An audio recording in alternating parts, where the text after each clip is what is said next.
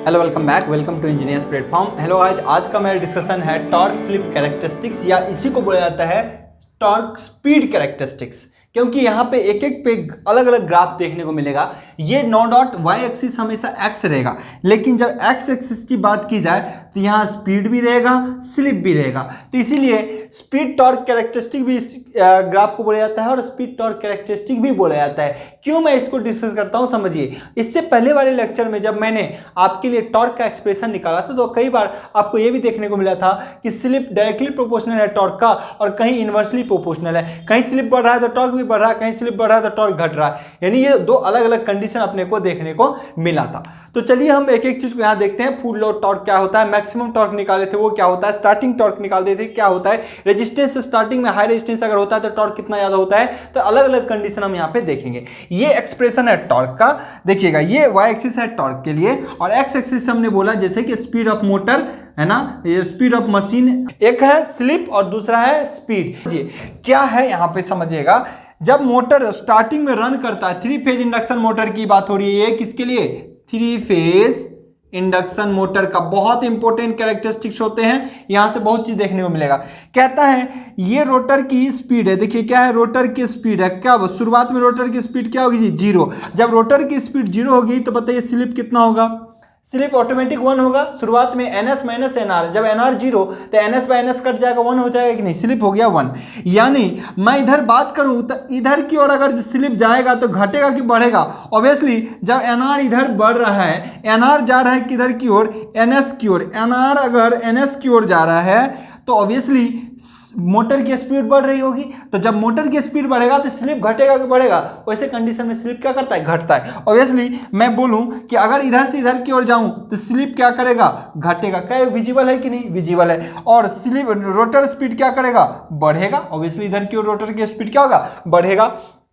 तो शुरुआती में देखिए अगर रोटर का रेजिस्टेंस R2 है, जो भी है, उसके कारण स्टार्टिंग टॉर्क क्या होता है, इतना होता है। शुरुआती में स्टार्टिंग टॉर्क, रोटर का रेजिस्टेंस जितना ज्यादा होगा स्टार्टिंग टॉर्क उतना ही ज्यादा होगा। क्लियर, ये मैंने पहले बताया था। स्लिप रिंग में और स्क्वायरल केज में जो भी होता है लिमिटेड आपका रेजिस्टेंस होता है, लेकिन स्लिप रिंग के अंदर क्या होता है, स्टार्टिंग आपका रेजिस्टेंस बहुत ज्यादा होता है, लेकिन फिर भी एक्सटर्नल आप यूज करते हो। जब एक्सटर्नल यूज करते हो तो दोनों मिलकर क्या होता है, बहुत ज्यादा, तो हाई रेजिस्टेंस और ज्यादा बिल्ड कर सकते हो। ठीक है ना।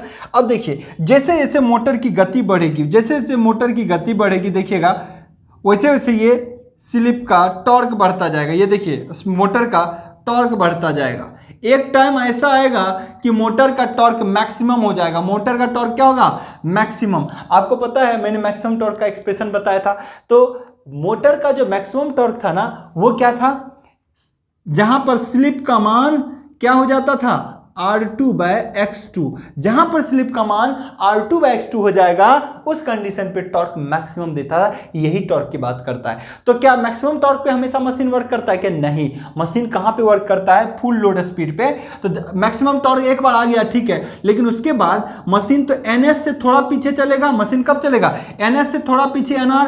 तो जब फुल लोड होता है मशीन में, अगर फुल लोड की बात की जाए तो मान लीजिए मैं कहता हूं मशीन यहां पे चल रहा है, यहां पे स्लिप क्या होगा, फुल लोड की स्लिप होगी। यहां पे मशीन की क्या होगी, फुल लोड स्लिप होगी, है ना। तो ये मशीन का फुल लोड टॉर्क होगा। यहां पे टॉर्क क्या होगा, मशीन का फुल लोड टॉर्क होगा। फुल लोड पे इतना ही टॉर्क पे चल रहा होगा। मशीन हमेशा पिक पे थोड़ी चलेगा, मशीन अपने फुल लोड पे यहां पे रहेगा, रन कंडीशन पे रहेगा। ठीक है ना। और यानी यहां पे फुल लोड पे चल रहा है। अगर कोई मोटर यहां चल रहा है, मान लीजिए कोई मोटर यहां चल रहा है, इसका मतलब NS से थोड़ा पीछे, NS से थोड़ा पीछे, और यहां उसका फुल लोड टॉर्क क्या होगा, फुल लोड टॉर्क क्या होगा, उससे कम।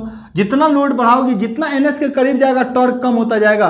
और जब NS NR के बराबर हो जाएगा, मान लीजिए NS, देखिए NR बढ़ता गया, NS के करीब आ जाए, फील्ड के स्पीड के बराबर। जहां पे अगर NS NR के बराबर हो जाए, NS NR के बराबर हो जाए, तो बताइए स्लिप का मान वहां पे क्या हो जाता है, जीरो। स्लिप कोई पिछड़ रहा है क्या, जब NS NR के साथ साथ चल रहा होगा, जब NS NR के साथ साथ चल रहा होगा तो स्लिप क्या हो जाएगा, जीरो।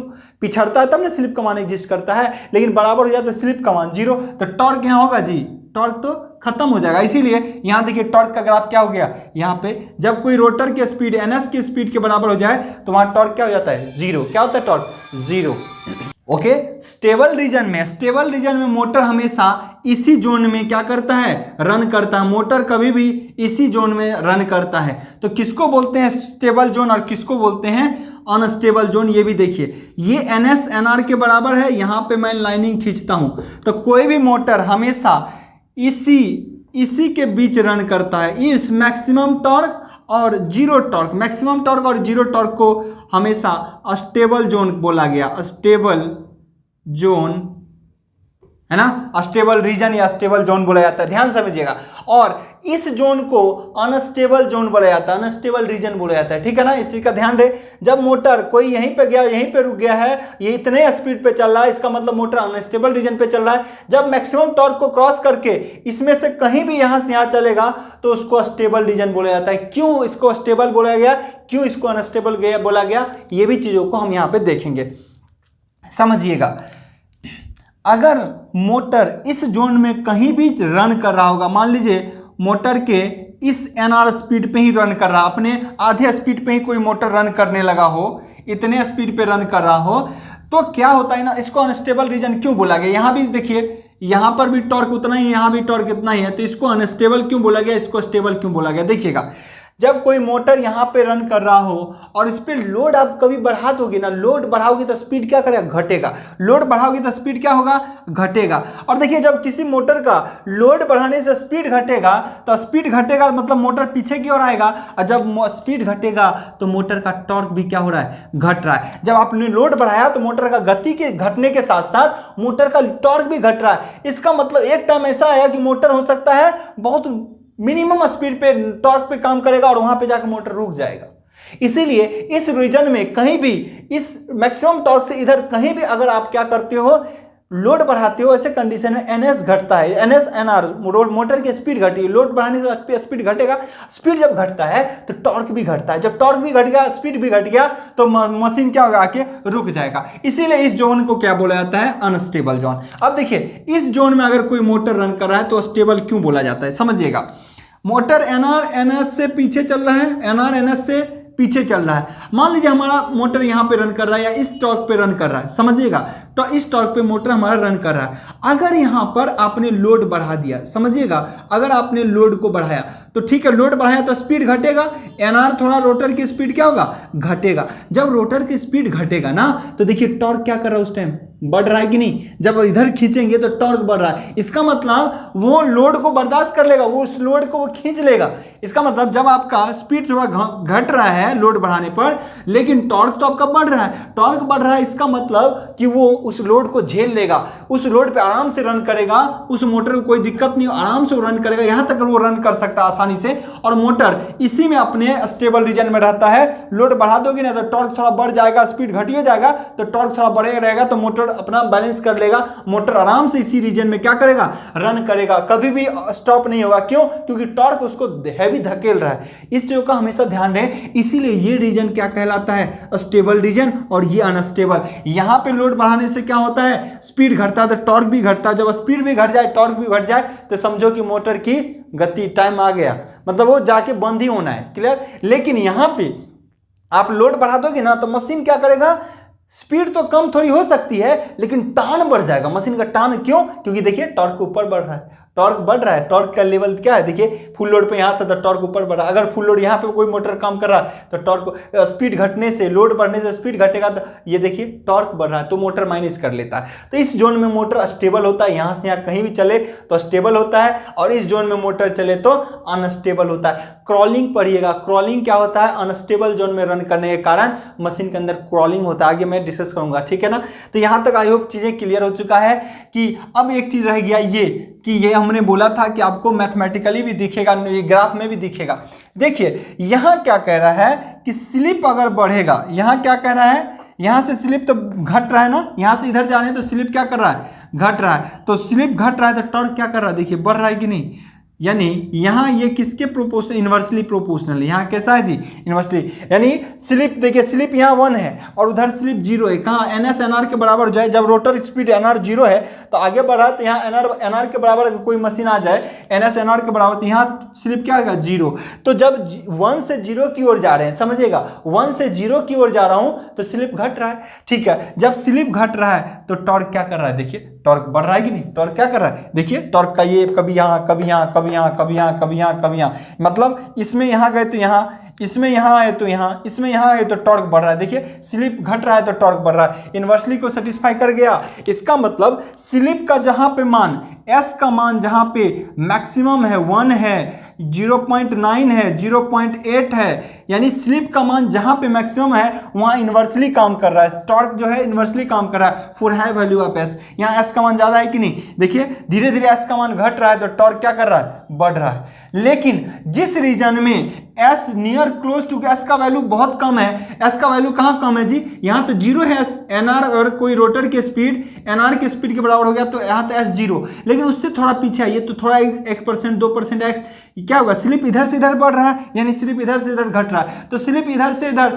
शुरुआत के स्लिप की बात की जाए तो शुरुआत की स्लिप की अगर बात करेंगे आप देखिएगा तो शुरुआत यहाँ पे एस इक्वल टू 0, जबकि रोटर की स्पीड अपने फाइनल स्पीड पे लगभग पहुंच चुका है। तो ऐसे कंडीशन में देखिए तो स्लिप टॉर्क के समानुपाती है। इसका मतलब इस रीजन में स्लिप क्या कर रहा है, टॉर्क के समानुपाती। इस रीजन में स्लिप क्या कर रहा है, टॉर्क के समानुपाती। इसका मतलब क्या है जी, स्लिप टॉर्क के समानुपाती। अगर स्लिप बढ़ेगा तो टॉर्क भी बढ़ेगा। देखिए स्लिप क्या इधर से इधर बढ़ रहा है क्या, हाँ इधर से 0 था, इधर स्लिप 1 है, तो इधर से इधर स्लिप बढ़ेगा तो ऑब्वियसली टॉर्क देखिए बढ़ रहा है कि नहीं, टॉर्क क्या कर रहा है, बढ़ रहा है ऑब्वियसली।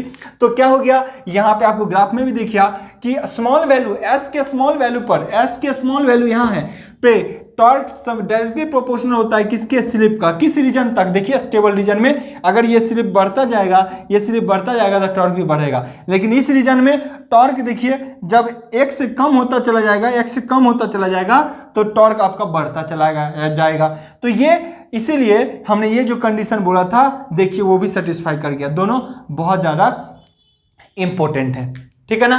आई होप कि आपने स्लिप स्पीड कैरेक्टरिस्टिक्स आपने देख लिया। ध्यान रखिए ये एक्सिस रोटर की स्पीड भी है, एनएस यहां पर है कि एनएस मतलब आपका क्या है, सिंक्रोनस फील्ड की स्पीड, जहां पे अगर एनआर एनएस के बराबर पहुंच जाता है तो वहां टॉर्क 0 हो जाता है। क्यों होगा ही ना, क्योंकि ना तो इंड्यूस्ड ईएमएफ होता है ना करंट होता है, तो एकदम बेचारा रुका रहेगा। लेकिन तब तक क्या करेगा, जब ये रुकना चाहेगा तब तक उसको एनएस खींचता है, एनएस तो आगे लगातार बढ़ रहा होता है तो बेचारा कटता है, तो फिर इसके पीछे चलता है हमेशा। अगर एनआर रोटर की स्पीड ये है तो एनएस ये है, थोड़ा पीछे ही चलता है ना। और जब चलेगा तो उस टाइम मशीन की अपनी टॉर्क होगी, ये देखिए मशीन की अपनी टॉर्क होगी। मान लो कोई ज्यादा लोड बढ़ा दिया, मान लो लोड बढ़ा तो एनआर की स्पीड थोड़ी घटती है ना किसी मशीन में, अब लोड बढ़ाओगे तो स्पीड घटेगा, और स्पीड घटेगा तो उसका टॉर्क बढ़ जाता है, टॉर्क चीजों को मैनेज कर लेता है। तो आई होप आपने समझ रखा होगा अनस्टेबल अब क्या होता है, स्टेबल रेंज क्या होता है। मशीन कोई भी मोटर हमेशा स्टेबल रीजन में ही चलेगा, अनस्टेबल में नहीं चल सकता। अनस्टेबल में चलेगा तभी तक जैसे लोड आप बढ़ाओगे, अनस्टेबल में कोई मोटर चल सकता है, लेकिन अनस्टेबल कंडीशन में होता क्या है कि अगर लोड बढ़ाए ना तो उसकी टॉर्क वो थोड़ी देर में जाकर बंद हो जाएगा, क्योंकि लोड बढ़ा है, स्पीड भी घट रहा है, टॉर्क भी कर रहा है, कोई टान ही नहीं रहा, तो मशीन ऑटोमेटिक बंद हो जाएगा। तो ये चीजें होती है। मैक्सिमम टॉर्क भी आपने देख लिया, मैक्सिमम टॉर्क कहाँ होता है, जहां पे स्लिप मैक्सिमम हो। स्लिप मैक्सिमम मतलब R2/X2, इसलिए R2/X2। तो ये कंडीशन तो आपने देखा किस चीज के लिए, स्लिप टॉर्क स्लिप कैरेक्टरिस्टिक, इसी को बोलते हैं टॉर्क वर्सेस स्लिप, क्योंकि इस ग्राफ पे स्लिप भी था, और इसी को बोलते हैं torque versus speed. Torque versus speed किसका, मोटर की स्पीड यानी एनआर, तो टॉर्क वर्सेस एनआर। आपने दोनों चीजों को यहां तक देख लिया। आई होप इस ग्राफ में कोई दिक्कत नहीं होनी चाहिए कहीं से भी। फिर भी कोई दिक्कत होता है तो आप कमेंट बॉक्स में जरूर कमेंट करेंगे, मुझे नहीं लगता इसके बाद आपको कोई दिक्कत होने वाला है। अब हम एक चीज और देखेंगे कि रेजिस्टेंस बढ़ाते हैं, मान लो रेजिस्टेंस बढ़ाएंगे तो ये कर्व कैसा होगा। जब रेजिस्टेंस में बढ़ाऊंगा ना तो देखिए स्टार्टिंग टॉर्क बढ़ जाएगा, और कोई बोलेगा यहाँ का R2 है, और कोई बोलेगा R3 बड़ा है R2 से, है ना, तो कैसा ग्राफ बनेगा, तो वो बढ़ जाएगा, यहां से शुरू होगा ग्राफ, है ना।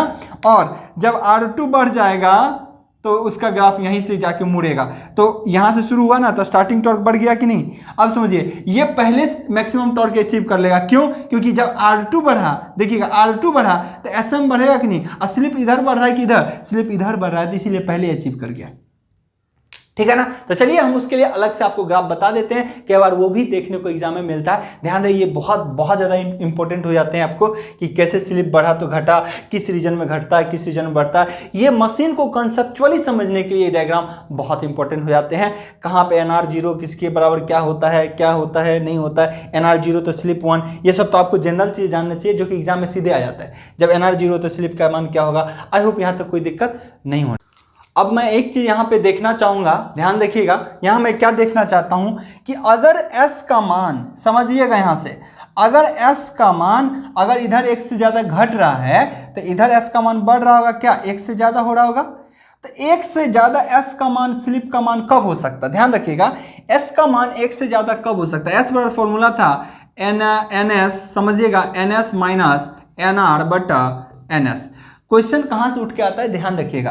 क्वेश्चन कहता है, ये कहता है जब s बराबर, ये किसी भी कंडीशन में, मोटर के कंडीशन में हमेशा s क्या होगा, 1 से छोटा ही होगा और 0 से बड़ा ही होगा। मोटर के कंडीशन के लिए, मोटर के लिए हमेशा क्या होगा, s का मान, मोटर के लिए s का मान जो होगा वो हमेशा 1 से 0 से बड़ा और 1 से छोटा होगा। मोटर के स्लिप की बात की जाए, ये ऐसे लिख देता हूं, स्लिप फॉर मोटर, ये होगा कि नहीं। लेकिन कोई बोलेगा इधर आइए, यानी S 1 से ज्यादा कब हो सकता है जी। कोई कहेगा इधर आइए, इधर मतलब क्या, S 1 से ज्यादा कब हो सकता है। साहब ध्यान रखिएगा, अगर ध्यान से समझिएगा, अगर s का मान ऐसे कंडीशन में हमेशा 0 1 के बीच रहता है, s का मान एक कंडीशन हो सकता है ns प्लस nr को जोड़ दूं और उसमें ns से भाग दे दूं, तब ये कहाँ चला जाएगा जी, 1 से ज्यादा इसका वैल्यू s का हो जाएगा, 1 से ज्यादा s का वैल्यू हो जाएगा।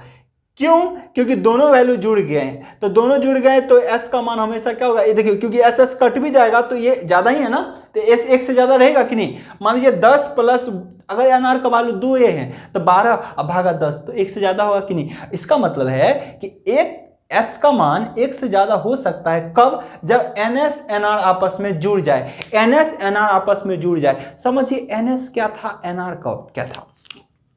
ns था जब हम सप्लाई देते हैं तो मतलब स्टार्टर के इमेजिनरी पोल का स्पीड, समझिएगा। मैं कहता हूं ns स्पीड से चल रहा है। जब मैंने 3 फेज सप्लाई दे दिया तो कोई मोटर का रोटेटिंग फील्ड जो है अंदर में वो ns स्पीड से चल रहा है।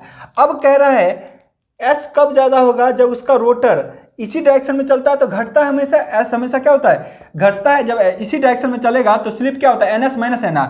लेकिन अगर रोटर की डायरेक्शन अपोजिट कर दी जाए, nr अपोजिट कर दी जाए, तो दोनों जुड़ेगा कि नहीं, क्योंकि जो nr था तो वो क्या हो जाएगा, समझिएगा यहाँ पे बहुत अच्छे से समझिएगा। पहले ns था, है ना, आज डायरेक्शन चेंज कर दिया था, माइनस माइनस क्या हो गया, प्लस। तो अब दोनों का रिलेटिव मोशन जुड़ेगा कि नहीं, ये इधर जा रहा है, ये इधर जा रहा है, तो दोनों जुड़ेगा कि नहीं स्पीड। मान लो दोनों समान डायरेक्शन में जा रहा है तो स्पीड पूछेगा कितना है, कितना स्लिप है, तो हम कहेंगे कि दोनों में से घटा दीजिए। लेकिन एक इधर जा रहा है, एक इधर जा रहा है, तो क्या होगा, स्लिप बढ़ेगा, स्लिप क्या होगा, बढ़ेगा।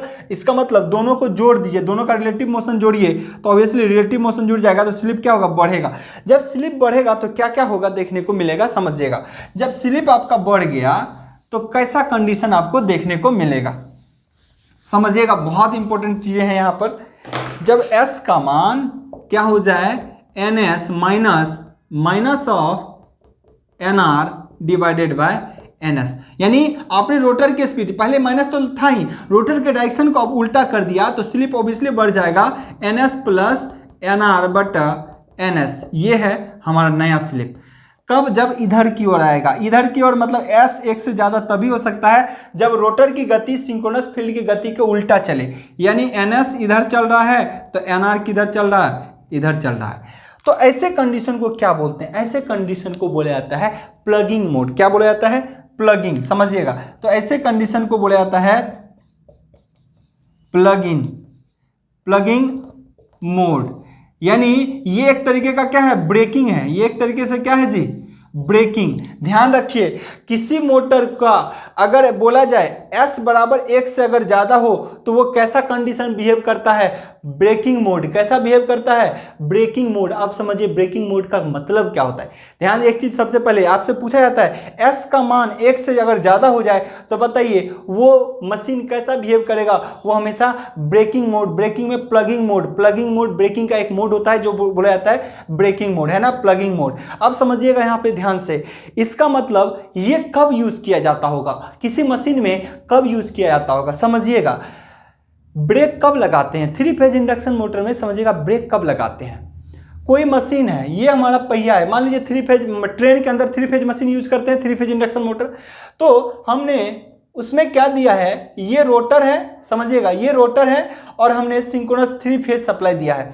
तो क्या होता है, अगर मोटर को चलाना है, उसको ट्रेन को चलाना है, तो उसका फील्ड की स्पीड ns क्या होगा, ये ns क्या होगा ये, और nr क्या होगा, nr क्या होगा ये, इसी के साथ साथ चलेगा। समझिएगा तो यहाँ हमेशा मोटरिंग मोड में S का मान हमेशा क्या होगा, 1 से छोटा ही रहेगा और 0 से बड़ा ही रहेगा। ये तो मोटरिंग मोड के लिए होगा। लेकिन ब्रेकिंग मोड क्या कहता है, देखिए अगर ट्रेन को रोकना है, कहीं बहुत तेजी गति से चल रहा है, ट्रेन बहुत तेजी गति से चल रहा है, तो इसका मतलब क्या, NS आगे चल रहा होगा, NR उसके पीछे चल रहा होगा और स्लिप का मान बहुत कम रहा होगा, तो ये होगा। लेकिन इसी ट्रेन को ब्रेक लगाना, इलेक्ट्रिक ब्रेकिंग, यहीं पे चीजें क्लियर हो जाता है। इलेक्ट्रिक ब्रेकिंग क्या होता है, समझिएगा NS इस डायरेक्शन में चल रहा है, NR, अब किसी NR की गति अगर फिक्स चल रहा है लगातार तो उसको रोका, एकाएक रिवर्स तो नहीं किया जा सकता।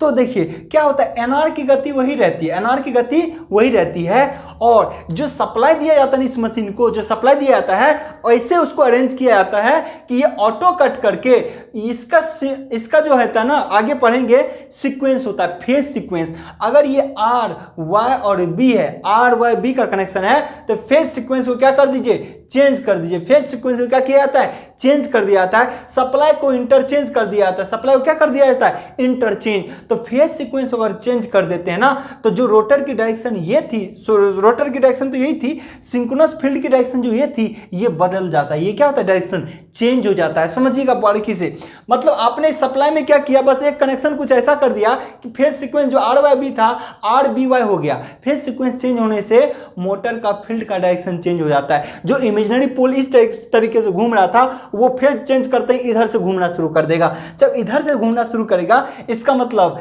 अब समझिए NS किधर कह रहा है, इधर चलो, और मोटर लगातार बहुत दूर से, मतलब कानपुर से दिल्ली जब जा रहा था, समझिएगा कानपुर से जब दिल्ली जा रहा था, तो रोटर की स्पीड ये थी, रोटर की डायरेक्शन ये थी, और उससे पहले जब वो मोटरिंग मोड में था तो सिंक्रोनस उसका NS का डायरेक्शन भी यही था। लेकिन उसको दिल्ली में पहुंचने को है, तो वो रोकना चाहता है, तो वो क्या किया, फेज सीक्वेंस उसने चेंज कर दिया। मतलब RYB का जो सीक्वेंस था ना, उसको चेंज करने से क्या होता है, आगे मैं पढ़ाऊंगा। फेज RYB है, अगर ये 3 फेज है, अगर इसके सीक्वेंस को, किसी एक फेज को सीक्वेंस को, किसी 2 में से एक के फेज के सीक्वेंस को, फेज सीक्वेंस को अगर चेंज कर दिया जाए तो फील्ड का डायरेक्शन चेंज हो जाता है। तो जैसे ही फील्ड का डायरेक्शन चेंज होता है तो ऑब्वियसली S क्या हो जाएगा, ग्रेटर देन 1, ऑब्वियसली तब जुड़ जाएगा कि नहीं, यही होगा। और S ग्रेटर देन 1 को बोला जाता है ब्रेकिंग मोड। इसका मतलब मोटर में अब ब्रेक लगेगा। अब मोटर जिस रफ्तार से चल रहा था उस रफ्तार से नहीं चलेगा, अब वो रुकेगा। कैसे रुकेगा, NS इस डायरेक्शन में चल रहा है, ये तो इसका विरोध कर रहा है NR, क्योंकि ये तो तभी चलेगा, हमेशा NR उधर ही चलता है जिधर NS चलता है। अब ये बेचारा पे इनर्शिया इतना ज्यादा है, इस रोटर पे इतना ज्यादा इनर्शिया है, पहले अपनी एनर्जी को खत्म करेगा तब ना उधर घूमेगा। ये एकाएक आपने प्लग चेंज कर दिया जिससे NS का डायरेक्शन चेंज हो गया। ऐसे कंडीशन में क्या होता है, अब NR पहले अपने इनर्शिया को खत्म करता है, तो ये धीरे धीरे अपने स्पीड को क्या करता है, घटाते जाता है, धीरे धीरे धीरे अपने स्पीड को घटाता जाता है। एक टाइम आएगा कि इसकी NR की स्पीड क्या होगा, 0। NR की स्पीड क्या होगा, 0। अब फिर चूंकि सप्लाई तो इधर के लिए दिया गया, अब ये फिर पीछे घूमना शुरू करेगा। किधर, पीछे, पहले इधर आ रहा था, इधर, लेकिन एक टाइम इनर्शिया खत्म हो गया।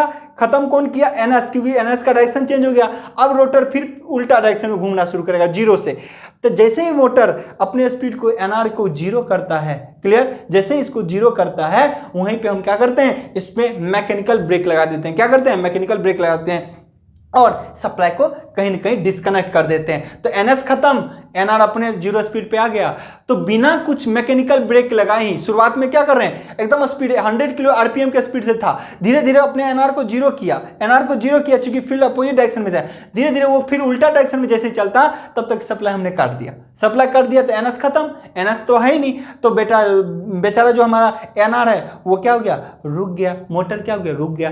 तो मोटर को रोकने का तरीका है फेज सीक्वेंस को चेंज कर दीजिए, और वैसे कंडीशन में क्या हो गया, NS NR का अपोजिट डायरेक्शन में, जब NS NR का अपोजिट डायरेक्शन में होता है तो दोनों आपस में क्या होते हैं, जुड़ जाते हैं। जब जुड़ जाते हैं तो S का मान क्या होता है, 1 से ज्यादा। तो आपसे क्वेश्चंस बस सिंपल वे में खाली पूछता है कि जब मशीन किसी मोटर में S का मान 1 से ज्यादा हो जाए तो बताइए वो किस मोड में काम करता है, हमेशा ब्रेकिंग मोड में। और ब्रेकिंग का टाइप होता है, ब्रेकिंग का कौन सा टाइप, प्लगिंग मोड। आपसे ऐसे जनरली ब्रेकिंग मोड भी पूछ देता है, यानी रोकने के लिए आपने कोई चीज का सहारा नहीं किया, बस एक सीक्वेंस चेंज कर दिया, मोटर धीरे धीरे उसकी स्पीड जाके रुक गया, है ना। अब रुक के वो उल्टा पीछे डायरेक्शन से चलेगा, लेकिन तब तक वो चलना शुरू करेगा, क्योंकि इसका NS इधर इस डायरेक्शन में था, तब तक हम सप्लाई ये काट देते हैं, ठीक है, सप्लाई काट देते हैं, ये रुका रहेगा। उसके बाद क्या होता है, मशीन को स्टेबल बनाने के लिए कि वो पीछे ना मुड़ जाए, तो तब जाके बहुत कम स्पीड होता है तो मैकेनिकल ब्रेक लगा देते हैं कि सप्लाई भी खत्म, अब मैकेनिकल ब्रेक लगा दिए तो अब वो क्या होगा, ट्रेन आसानी से रुक जाती है। आई होप कि यहाँ तक आपने क्लियर समझ चुका होगा कि ब्रेकिंग सिस्टम किस तरीके से काम करता है। अब आगे चलें, S का मान, यानी आपको दिमाग में रखना है S का मान मैक्सिमम टॉर्क और यहाँ तक चलता है तो अनस्टेबल रीजन पे होता है, यानी स्लिप के मैक्सिमम हाई वैल्यू पे ये अनस्टेबल रीजन पे होता है, स्लिप के लो वैल्यू पे ये स्टेबल जोन या स्टेबल रीजन में काम करता है। कहाँ इन्वर्सली होता है, कहाँ ये होता है, ये सब चीज़ आपको अच्छे से पता हो जाना चाहिए। अब बच गया क्या, S का मान हमने देखिए 0 से 1 से छोटा 0 से बड़ा पे मोटरिंग मोड का, कैसा मोड है, मोटरिंग मोड।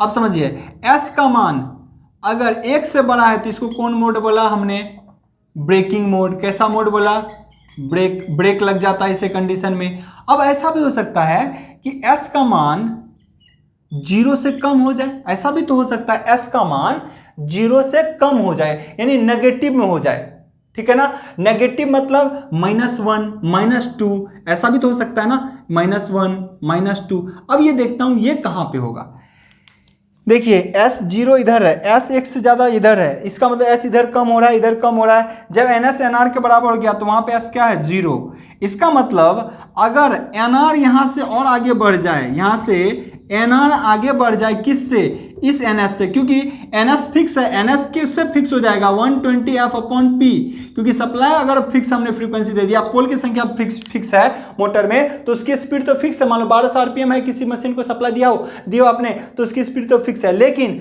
NR अगर कभी ज्यादा हो जाए, किसी कारणवश अगर NR ज्यादा हो जाए तो वो कैसा मोड कहलाता है, तो भैया वो कहलाता है जेनरेटिंग मोड। वो क्या कहलाएगा, जेनरेटिंग मोड। समझिएगा, जब आपका NR देखिएगा ज्यादा हो जाए, ये टॉर्क इक्वेशन यहाँ चलाता है, क्या होता है, टॉर्क नेगेटिव में। यहाँ देखिए जब NR ज्यादा हो गया, यहाँ देखिए NR हो गया हमारा यहाँ, और NS बेचारा पिछड़ गया, तो जब S बराबर लिखूंगा NS - NR/NS, समझिएगा, दिख रहा है ना।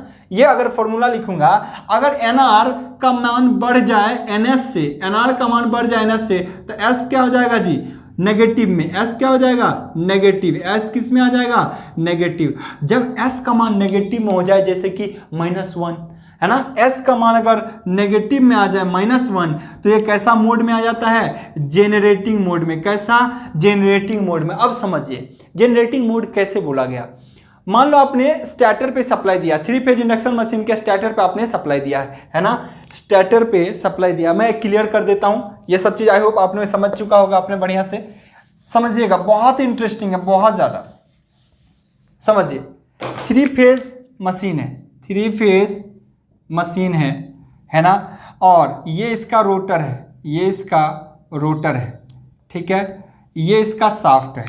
आपने सप्लाई दिया है यहां से V1 सप्लाई दिया है 3 फेज इंडक्शन को। अब क्या करते हैं हम, अगर मोटर बनाना होता है तो अपन क्या करते हैं, मोटर में इसको घुमाते, यही तो होता है, इस शाफ्ट से आउटपुट लेते हैं, यहाँ इलेक्ट्रिकल एनर्जी देते हैं। लेकिन कई बार ऐसा होगा कि ये इसकी स्पीड क्या है, NR, और इसके द्वारा उत्पन्न फील्ड की स्पीड क्या होता है, NS। अब ऐसा हो जाए कि S बराबर NS minus NR by NS, तो अगर NR रोटर की स्पीड बढ़ जाए तो ये मशीन हम ये S जो है हमेशा क्या हो जाएगा, नेगेटिव। कैसा हो जाएगा, नेगेटिव। अगर नेगेटिव हो जाएगा इसका मतलब क्या है समझिए, तो NR कैसे बढ़ जाएगा NS से, तो मोटरिंग मोड में कभी नहीं बढ़ सकता, मोटरिंग मोड में कभी बढ़ ही नहीं सकता। ये मोटरिंग मोड में नहीं बढ़ेगा, इसका क्या मतलब कि मोटरिंग मोड में अगर स्वतंत्र रूप से इसको छोड़ दिया जाए तो ये कभी भी NR NS से ऊपर नहीं जा सकता। लेकिन अगर आप इसके साथ में एक DC मोटर लगा दीजिए या कोई और इंडक्शन सिंगल फेज का स्पीड लगा दीजिए, जो NR की जो पहले की स्पीड थी, सपोज दैट इसकी स्पीड थी 1240 आरपीएम, समझिएगा 1240 आरपीएम, और NS की स्पीड थी 1300 आरपीएम, ऑब्वियसली आरपीएम, तो 1300 आरपीएम NS की और NR की है 1240, तो ऑब्वियसली ये मोटरिंग मोड में होगा। लेकिन एक अलग से आपने मोटर लाया और NR की स्पीड को बढ़ा दिया और कर दिया 1400 आरपीएम। क्या कर दिया आपने, 1400 आरपीएम। तो ऐसे कंडीशन में क्या होगा, रोटर किसको कट करने लगेगा, आपके इस इमेजिनरी पोल को। इस इमेजिनरी NS जो बनता है वो घूम रहा होता है मोटर के अंदर, इस इमेजिनरी पोल को अब कौन करना, पोल की जो गति है 1300 आरपीएम उससे बढ़ा दिया हमने किसकी स्पीड, इस शाफ्ट से इसकी स्पीड। तो ऑब्वियसली अब कंडक्टर कट करेगा किसको, इसके इमेजिनरी फील्ड को कट करेगा, तो इसमें इंड्यूस्ड हो जाएगा EMF। तो EMF हो गया तो इसको आप बाहर भी ले सकते हो, इसको क्या कर सकते हो, बाहर ले सकते हो। ऑब्वियसली ये तब क्या हो गया, जेनरेटिंग मोड। कैसा मोड बन गया जी, जेनरेटिंग मोड। अगर अलग से इसको घुमा दिए, यहां से सप्लाई ले रहे हो तो इस पे उत्पन्न वोल्टेज को आप रिसीव कर सकते हो। क्यों, क्योंकि अब कंडक्टर कट कर रहा है फील्ड को। अब कंडक्टर किसको कट कर रहा है, इसके फील्ड को, जो कि 1300 आरपीएम से चल रहा है, उससे ज्यादा आरपीएम हमने रोटर के स्पीड को दे दिया। तो ऐसे कंडीशन में ये कैसा मोड देता है, जेनरेटिंग मोड। कैसा मोड देगा, जेनरेटिंग मोड। बहुत बहुत इंपॉर्टेंट। तो हमने ये तीसरा पॉइंट भी अचीव कर लिया। क्या, तीसरा पॉइंट बहुत इंपॉर्टेंट है, ध्यान रखिए। तीसरा पॉइंट हमने अचीव कर लिया कि S का मान अगर नेगेटिव हो, S का मान अगर लेस देन 0 हो, यानी S अगर नेगेटिव हो, S अगर नेगेटिव हो, तो ये कैसा मोड होता है जनरेटर का, जेनरेटिव मोड होता है। कैसा मोड होता है, ये तीनों पॉइंट आपको ध्यान में रखने हैं, एग्जाम सीधा पूछता है। आई होप कि कोई चीजें आपको कंफ्यूजन में नहीं होना चाहिए, एग्जाम सीधे पूछता है और ये सब चीजें आपको बहुत अच्छे से पता होना चाहिए। तो चलिए अब रेजिस्टेंस वाले डायग्राम को अपन देखते हैं बढ़िया से। ओके, अब मैं चलता हूं, क्या देखिए क्या है, एट डिफरेंट रोटर रेजिस्टेंस, अलग अलग रोटर रेजिस्टेंस पे रोटर का स्टार्टिंग टॉर्क और मैक्सिमम टॉर्क में क्या फर्क पड़ता है ना।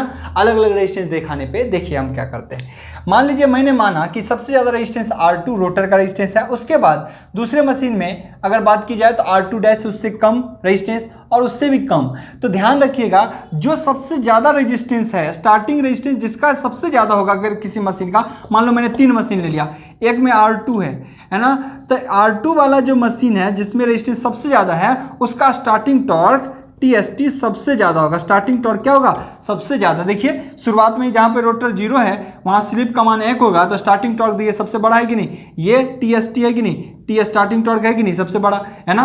तो स्टार्टिंग टॉर्क हमने शुरू से ही बोला, रोटर का रेजिस्टेंस अगर ज्यादा होगा तो स्टार्टिंग टॉर्क ज्यादा होगा।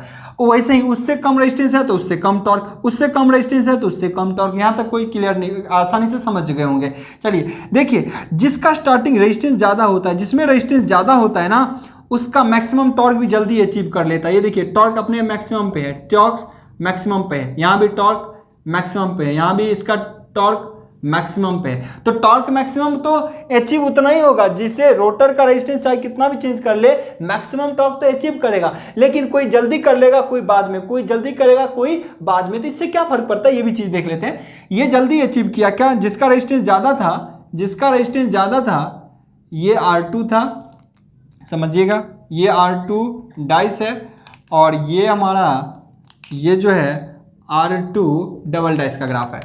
यानी जिसका रोटर का रेजिस्टेंस ज़्यादा दिया वो टॉर्क जल्दी अचीव कर लिया। इसका मतलब इसका स्लिप ज़्यादा होगा, या जिसमें रेजिस्टेंस सबसे कम दिया हूँ टॉर्क उसमें ज़्यादा होगा, स्लिप उसमें ज़्यादा होगा, ये बताइए। तो टॉर्क तो मैक्सिमम सबका बराबर है, लेकिन जब किसी का रेजिस्टेंस ज़्यादा है उसका कम है तो स्लिप क्या होगा। देखिए स्लिप यहाँ पे S = 1 है और यहाँ भी स्लिप होगा और यहाँ भी स्लिप होगा। तो टॉर्क मैक्सिमम अचीव किया तो यहाँ पे क्या होगा, स्लिप यहाँ का मैक्सिमम और यहाँ इसके लिए मैक्सिमम। इस मोटर में जिसमें रेजिस्टेंस इतना होगा उसका स्लिप पहले यानी स्लिप ज़्यादा, उसमें ज़्यादा स्लिप चाहिए, उसमें स्लिप क्या होगा, ज़्यादा होगा, ज़्यादा स्लिप होगा। क्यों? क्योंकि उसका R2/x2 का फॉर्मूला है, ऑब्वियसली R2 ज़्यादा होगा तो स्लिप ज़्यादा होगा, यानी यहाँ स्लिप ज़्यादा है, स्लिप यहाँ पे जाके एकदम जीरो हो जाएगा, स्लिप उसका ज़्यादा है। देखिए ज़्यादा पे टॉर्क जल्दी मिल गया कि नहीं। और जिसमें रेजिस्टेंस कम है, इसकी बात की जाए, जिसमें रेजिस्टेंस कम है उसका मैक्सिमम टॉर्क अचीव करने के लिए ज़्यादा टाइम लगता है। क्यों? क्योंकि यहाँ का भी फॉर्मूला मैक्सिमम टॉर्क इसके लिए क्या होगा, R2/x2, और चूंकि इसका रेजिस्टेंस कम है तो क्या हो जाएगा, स्लिप भी कम, और स्लिप कम है ही, यहाँ पे 1 है, स्लिप यहाँ पे अगर मैं बोलूँ 0.8 रहा होगा तो यहाँ कितना रहा होगा, 0.5, है ना। तो ऑब्वियसली स्लिप का मान क्या हुआ, यहाँ पे कम है। तो ये चीज़ें देखने को, अब इसमें फिर कोई बोलेगा कि फिर और क्या डिफरेंस देखने को मिला, तो मेजर डिफरेंस देखिएगा, रेजिस्टेंस ज़्यादा होने पर स्टार्टिंग टॉर्क मशीन का बढ़ता है, सबसे पहला कंक्लूजन। रेजिस्टेंस ज़्यादा बढ़ने पे टॉर्क, मैक्सिमम टॉर्क जल्दी अचीव किया जा सकता है। क्वेश्चन पूछेगा जब मोटर का रेजिस्टेंस ज़्यादा हो तो स्लिप का मान क्या होगा, स्लिप का मान भी ज़्यादा होगा। मैक्सिमम टॉर्क अचीव करने के लिए स्लिप का मान क्या होगा, ज़्यादा होगा। जब किसी रोटर का रेजिस्टेंस कम होगा तो मैक्सिमम टॉर्क अचीव करने के लिए टाइम ज़्यादा लगेगा और स्लिप का मान क्या होगा, कम स्लिप पे जाके मोटर मैक्सिमम टॉर्क अचीव करेगा। अब सोचिए, अगर जिस मोटर का रेजिस्टेंस ज़्यादा होगा उसका स्टेबल रीजन कहाँ पे होगा, यहाँ पे देखिएगा, उसका स्टेबल रीजन क्या होगा, यहाँ पे। और जिसका रोटर का रेजिस्टेंस कम होगा उसका स्टेबल रीजन कहाँ होगा, यहाँ पे। ये किसके लिए है, R2 के लिए, और ये किसके लिए अगर बात की जाए, R2" के लिए। इसका स्टेबल रीजन ये होगा, है ना। तो क्या हुआ, जिसमें रेजिस्टेंस जितना ज़्यादा है उसका स्टेबल रीजन ज़्यादा होता है, यानी मोटर यहाँ से यहाँ तक रन कर सकता है, लोड हो या कुछ भी हो, मोटर इतना दूर तक रेंज ज़्यादा बढ़ गया, रन कर सकता है। लेकिन जिसका टॉर्क, स्टार्टिंग टॉर्क कम होगा, मोटर की देखिए रेंज स्टेबिलिटी की, ये स्टेबल, इतने दूर में मोटर चल सकता है, इतने दूर, ये भी चीज़ें होती है। तो ये बहुत इंपॉर्टेंट कंक्लूजन निकलता है कि स्टार्टिंग रेजिस्टेंस बढ़ता है, स्टेबल रीजन, जिसमें रोटर का रेजिस्टेंस ज़्यादा होगा उसका स्टेबल रीजन ज़्यादा होता है, अनस्टेबल रीजन कम होता है। इसका स्टेबल रीजन कम होता है, अनस्टेबल रीजन ज़्यादा होता है, जिसमें रेजिस्टेंस कम होता है। आई होप कोई कंफ्यूजन नहीं। सबसे बड़ा रेजिस्टेंस R2 है, उसके बाद कम R2' है, उससे भी कम R2" है। यहाँ तक आई होप कोई दिक्कत नहीं होना चाहिए। आपसे पूछ देगा अगर रोटर का रेजिस्टेंस ज़्यादा होता है, देखिए सब थ्योरी इसी से बनता जा रहा है, अगर रोटर का रेजिस्टेंस ज़्यादा होगा तो मैक्सिमम टॉर्क अचीव करने के लिए स्लिप का मान ज़्यादा होगा, कम, स्लिप का मान ज़्यादा होगा। क्यों? क्योंकि स्लिप मैक्सिमम टॉर्क अचीव करने के लिए स्लिप का मान SM, हमने फॉर्मूला बताया था आज दिन में, है ना, SM। और जब जैसे ही आप उसका फॉर्मूला निकाले थे तो निकला था R2/x2, है ना, R2/x2। तो यहाँ पे R2 का मान ज़्यादा जिसका, तो स्लिप का मान मैक्सिमम स्लिप होगा। लेकिन कई बार पूछता स्टार्टिंग टॉर्क मैक्सिमम के लिए बताइए स्लिप का मान क्या होना चाहिए, तो स्लिप का मान क्या होना चाहिए, एक्स का मान, स्लिप का मान 1, तो 1 जब पुट कर देंगे तो वहाँ पे R2 किसके बराबर होना चाहिए, x2। ये कंडीशन हमने बताया था ना, कई बार आपसे पूछ देता है मैक्सिमम स्टार्टिंग टॉर्क के लिए बताइए क्या कंडीशन होना चाहिए मोटर का, तो मोटर का R2, रोटर का मतलब रोटर का रिएक्टेंस और रोटर का रेजिस्टेंस बराबर हो तो मशीन में मैक्सिमम स्टार्टिंग टॉर्क अचीव किया जा सकता। तो ये दोनों डायग्राम को आई होप आपने बहुत क्लियरली और बहुत अच्छे से समझ लिया होगा। आई होप इसमें कोई दिक्कत आपको नहीं रहेगी। तो आगे वाले टर्म को हम स्पीड कंट्रोल ऑफ मोटर है और भी बहुत सारी चीज़ें जिसको हम कंटिन्यू करेंगे। तो आज के लिए इतना ही, good luck, have a nice day.